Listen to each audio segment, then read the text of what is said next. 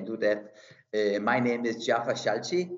As you can hear, it's not a Danish name, even I have lived in Denmark all my life, nearly all my life.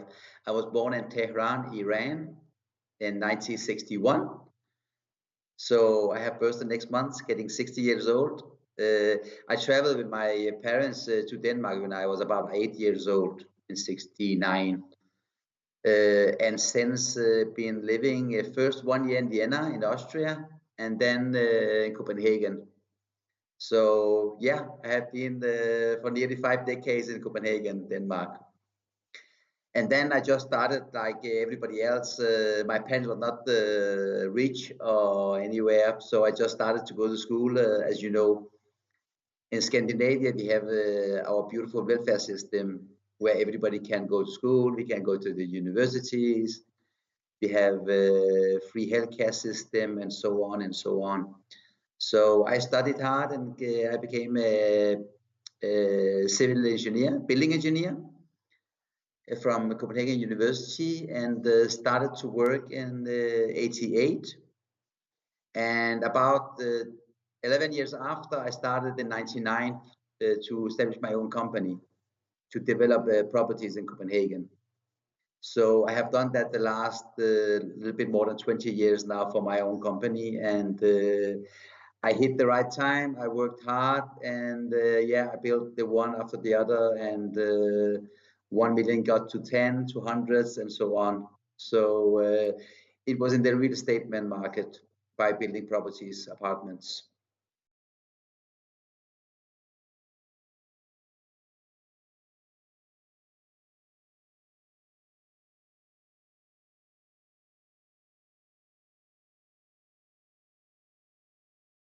I will maybe just give you a short background story of why I started all this. In 2015, where the United Nations came out with the Sustainable Development Goals.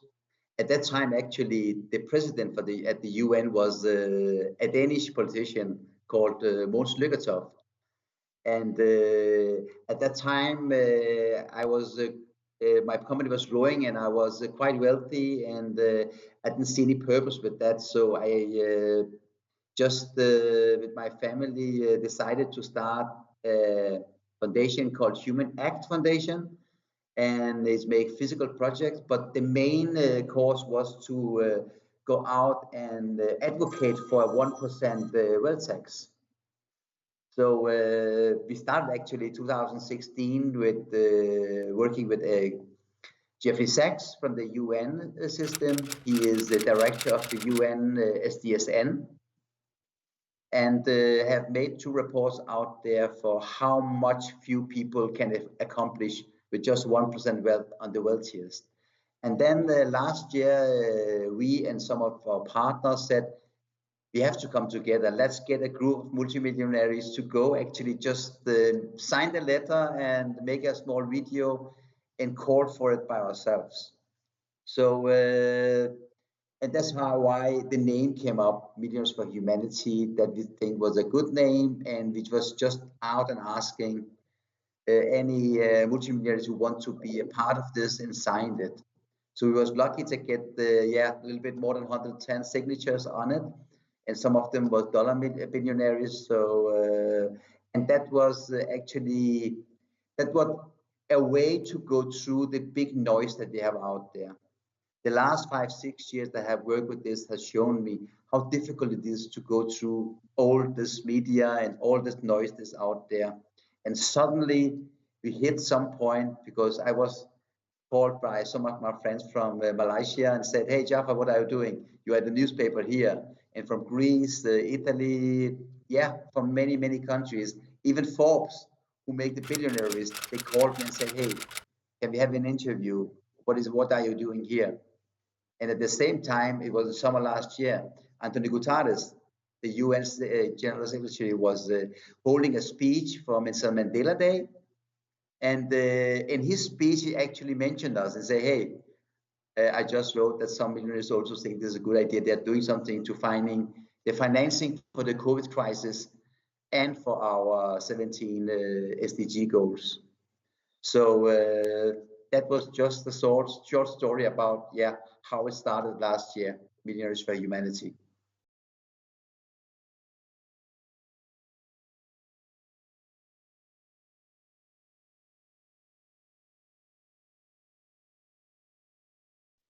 Actually, it's quite simple for me because, as I told you, I grew up with nothing.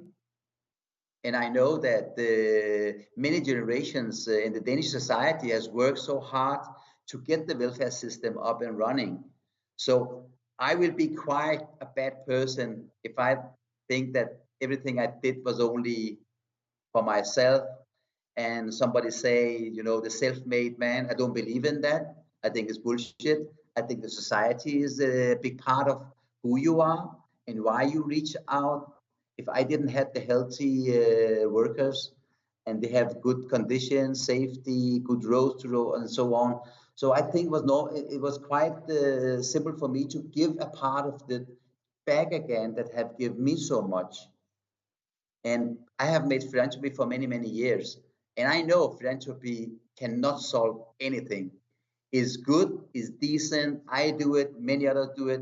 But compared to what we need in our total world to solve our big crisis, environmental crisis, the refugees, the huge inequality, 1 billion people living for under $2 per day, 6 million children under 6 years dying every year because they don't have proper food or water, that cannot be solved by philanthropy, because the philanthropy totally in the global world is $24 billion,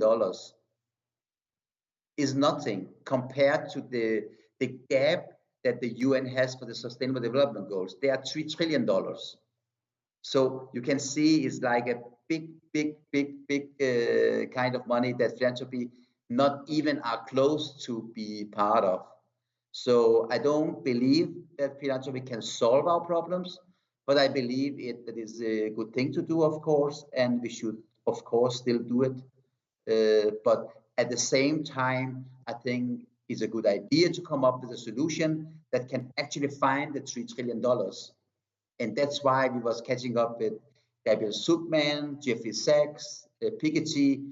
We are talking with all of them, and they are partner with us.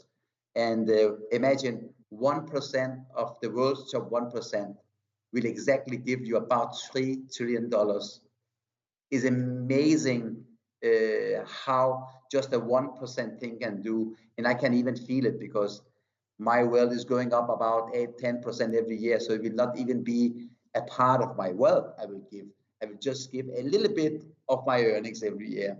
So I can feel it is a big win-win, and I will make most of it than the normal population because I have most to lose. And I love my children, and I have 2 grandchildren. So I do it for them because I want them to continue to enjoy the world and the beautiful things we have in on this planet, and not destroy it if we don't come up with any solutions. So this is one of the solutions to get financing.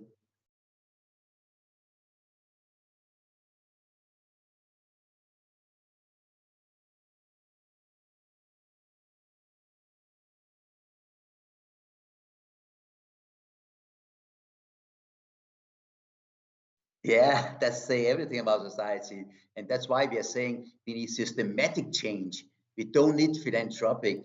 We need systematic change, because the systematic change that has eroded our economic came with the trickle-down economic in the 80s with Ronald Reagan and the UK going and saying, hey guys, let's give the rich guys a tax break, because when they get richer, then the money will flow down and we will take care of everybody.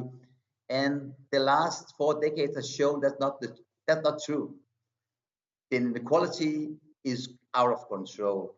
In 2007, we had about 350 billionaires in the world with a total wealth of about $3 to $4 trillion.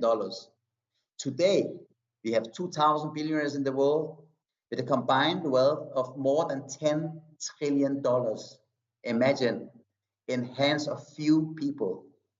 So that is showing me that we need systematic change. We need to roll back the trickle-down economic. We need to go back where people like me pay their fair share of the taxes, like we had before in the 80s, and not like now. So we are not saying anything special here. We are not communist in any way. I'm a capitalist, but I don't like how we are influencing the system as we are doing. Because your more money you have, your more political power you have. So it's just not about us to have all the money. We actually on the way to get hurting our democracy actually. And that is why one of the big part of why have gone into this the last 6 years. I don't like what I'm seeing. I don't like to see how the elite are controlling a big part of our decisions in the parliaments.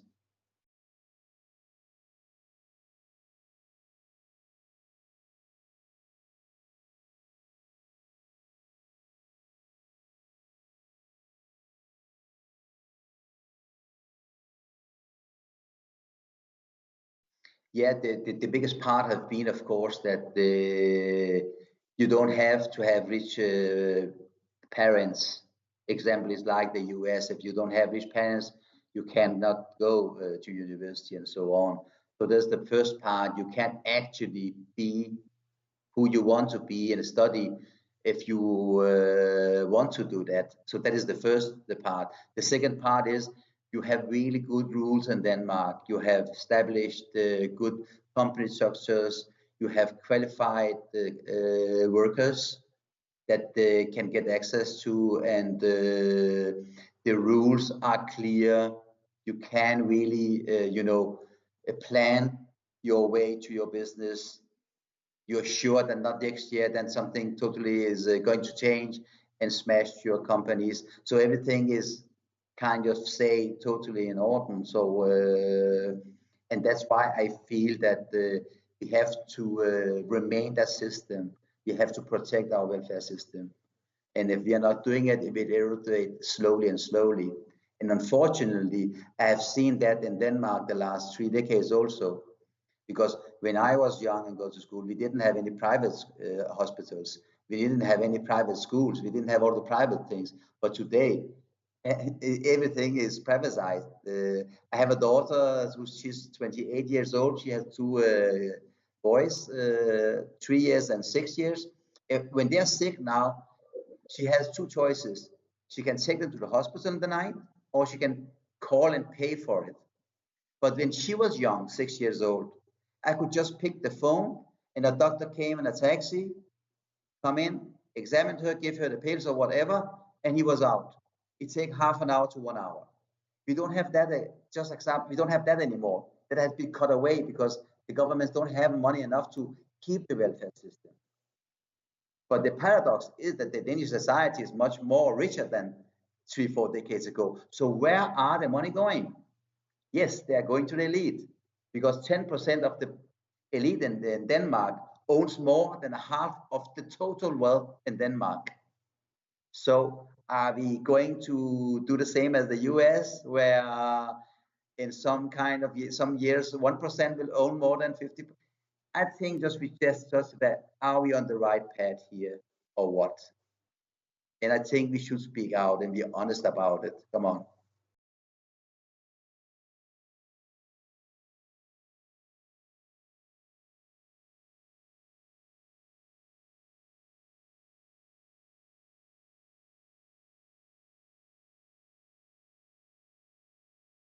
Actually, it's going very well. We have established here at the start of this year, end of last year and start of this year, a special secretariat only for that.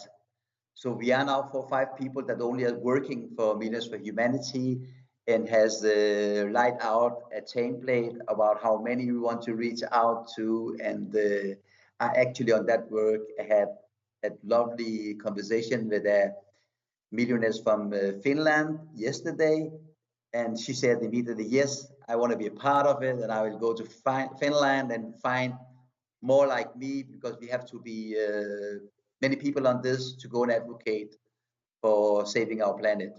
So it's going well, and I'm optimistic.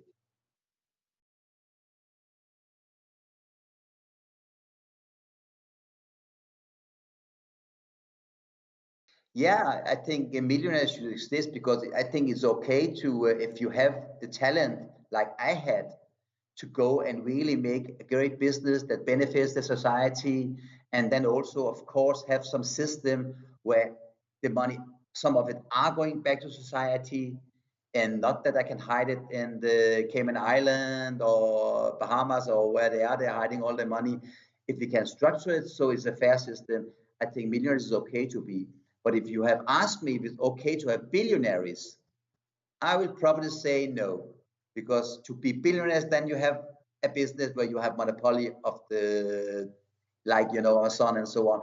And I don't think that's good for the small businesses because we are killing them. So normal billionaires, I think it's okay, but billionaires, no, I don't think there's any room for them because we don't want the oligarchy here, and we don't want them to run our beautiful world.